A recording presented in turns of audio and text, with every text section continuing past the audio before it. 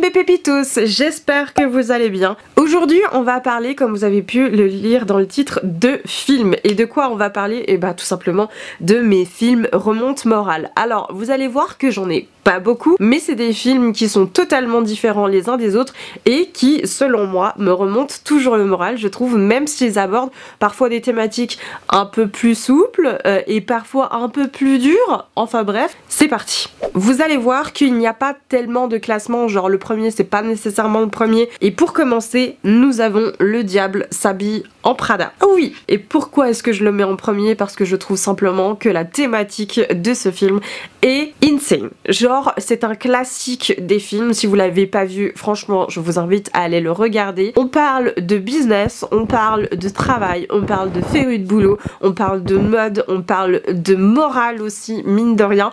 Et je trouve ça extrêmement intéressant d'avoir regardé en fait et apprivoisé ce milieu qu'est la mode, qui est ce milieu à l'époque très renfermé. Et je trouve ça intéressant la manière dont ça a été abordé. En tout cas, c'est pour ça que moi j'adore ce film, parce que bien sûr on parle d'esthétisme et de boulot. Que voulez-vous? Deuxième film que j'ai envie d'énoncer et que j'adore, il s'appelle tout simplement La couleur des sentiments. Alors de quoi ça parle? C'est tout simplement une jeune fille qui remarque en fait la discrimination raciale à l'époque où les nounous pouvaient être noirs.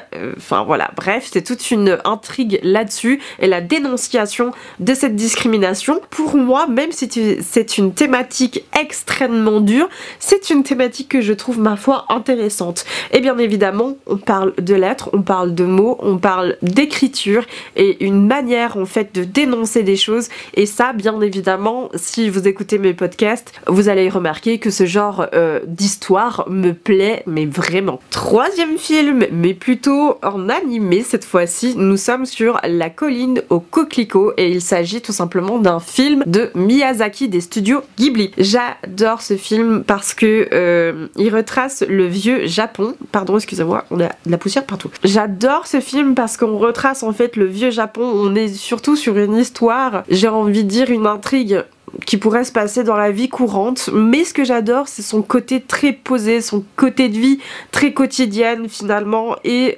faire un film sur la vie quotidienne et pas sur quelque chose de très fantastique pour l'époque à laquelle c'est sorti, puisque du coup on est habitué à un Miyazaki qui nous a envoyé dans des mondes, vous-même vous savez si vous connaissez l'auteur, de se retrouver dans quelque chose de beaucoup plus quotidien. Je pensais que ça allait pas du tout me plaire et au final en fait j'ai surkiffé. Déjà parce que j'adore les dessins, mais encore plus quand on parle d'histoire, et là vraiment ça m'a transportée. Je pourrais pas vous dire pourquoi est-ce que j'ai une affect comme ça sur ce petit film, mais en tout cas vraiment je l'adore. Un autre film aussi avec une thématique un petit peu assez sévère, soit dit en passant, et qui est d'ailleurs inspiré d'une histoire vraie. Il s'agit tout simplement du film Captain Phillips. Alors je ne sais pas si vous le connaissez, il s'agit tout simplement d'un capitaine qui livre les cargos et qui doit traverser l'Afrique jusqu'aux États-Unis, si je vous dis pas de bêtises. Et en fait, le bateau se fait tout simplement attaquer par des pirates somaliens et se retrouve,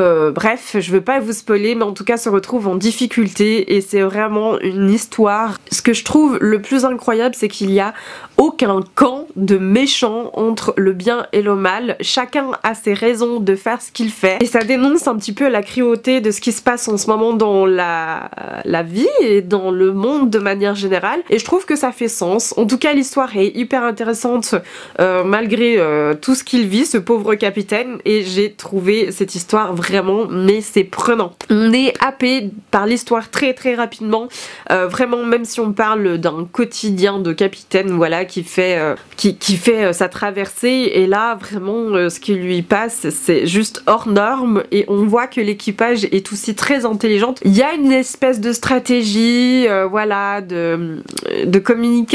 L'histoire je la trouve extrêmement intéressante, et on va partir cette fois-ci sur les Disney les amis, et vraiment ce film c'est mon chouchou. C'est une hymne d'amour à la nourriture, tout simplement, à la cuisine, et bien évidemment je parle de Ratatouille. Quand on me parle de Disney, tout le monde me dirait « Eh mais moi je pensais que t'allais parler du Roi Lion ». Alors c'est sûr que le Roi Lion reste l'amour de ma vie chez Disney, mais Ratatouille est vraiment au top sommet aussi parce que je trouve qu'il a une vibe extrêmement cool, extrêmement jazzy. On parle de nourriture les gars, moi j'adore ça.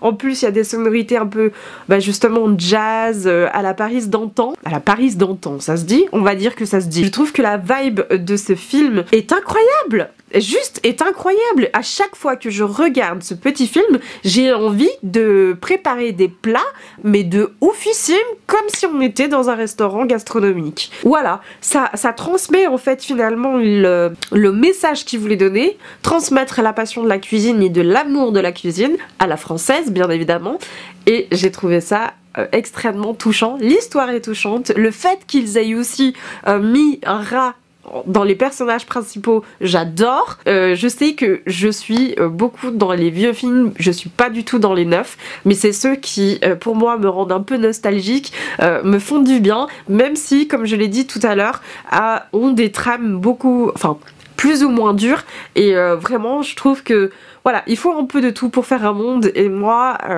ces films-là, je vais pas dire qu'il m'obsède, mais vraiment il me hype. Eh bien mes pépitos, c'est en parlant du nez, oui parce que j'ai chopé froid il y a quelques jours et j'ai cru que ça avait passé, mais finalement ça reprend. Bref, moi et mon nez bouché de quelques jours, je vous fais d'excellents bisous. J'espère que malgré que ce soit pas des films récents, en tout cas ça vous a rendu nostalgique comme moi, ils me rendent nostalgique.